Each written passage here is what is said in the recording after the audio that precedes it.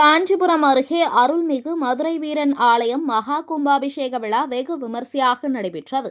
காஞ்சிபுரம் மாவட்டம் ஸ்ரீபெரும்புதூர் ஒன்றியம் போந்தூரில் அருள்மிகு ஸ்ரீ பொன்னியம்மன் ஸ்ரீ வெள்ளையம்மாள் சமேத மதுரை வீரன் ஆலயம் புதிதாக நிறுவப்பட்டு கும்பாபிஷேக விழாவிற்கான ஏற்பாடுகள் நடைபெற்றது. கும்பாபிஷேகத்தையொட்டி ஆலய வளாகத்தில் யாகசாலை அமைக்கப்பட்டு மகா கணபதி ஹோமம், லட்சுமி ஹோமம், கோபூஜை, நவகிரக பூஜை, முதலாம் கால யாகசால பூஜைகள் நடைபெற்றது. பின்னர் இரண்டாம் கால யாகசால பூஜை மகா பூர்ணகாதி நிறைவுற்றது.